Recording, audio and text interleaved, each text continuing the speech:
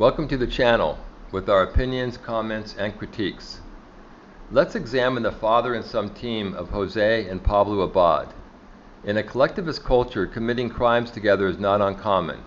If you recall the Hacienda San Joaquin home invasion or robbery in 2023 of a lady and her adult daughter, police intercepted a grandfather and grandson.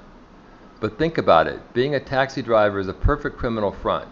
They have access to expats' lives, locations, habits, and wealth. Add a hefty dose of Jose's collectivist cultural psychotic charm, and voila, we have the perfect criminal enterprise.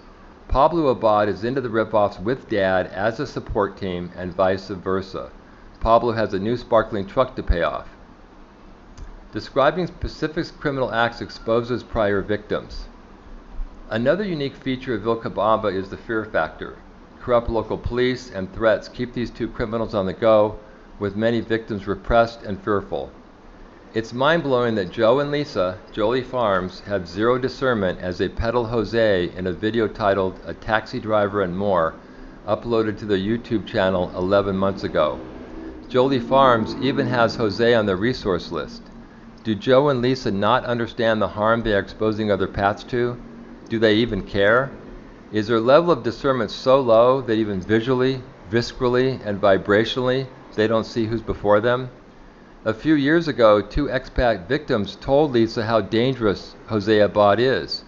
Lisa's response was, "We don't listen to gossip," to which the expat said, "I'm talking about my experience."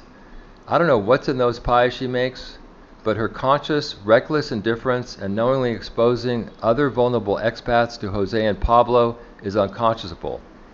What's also chilling is expats sign a declaration authorizing Jose to handle the funeral process and the person's material wealth. It sounds like a power of attorney. Jose says, unbelievably, and I quote, "And then I keep the assets or give them to the family." It was a lie. If there were family, there'd be no Jose. He's also more expensive than any other taxi driver because he is the best. Jose told me so. Jolie Farms' earlier interview with Nick Vassie, who entangled people I knew in a real estate fraud, tax evasion, and notary fraud, was equally stunning. What's wrong with Jolie Farms? Let's look at Jose's face. Does anyone else not see the anger and pathologies? Is anyone catching the optics in their interview? Jojo isn't. Incredibly, some have Jose in their will as executor. Many reported getting negative vibes from Jose and stopped using him. Others have reported harassment, sexual innuendos, and threatening behaviors. I witnessed Jose stealing a propane tank after I told him not to do it when handling a deceased friend's estate after we gave Jose all the food in the house. I confiscated the tank from him. Jose is a full-blown psychopath, and Pablo, the rotten fruit, often doesn't fall far from the tree. Jose's taxi colleagues call him Satan. Many Americans must be more worldly, discernible, and not drawn into these confidence scams. Please start researching the telltale signs of these different pathologies.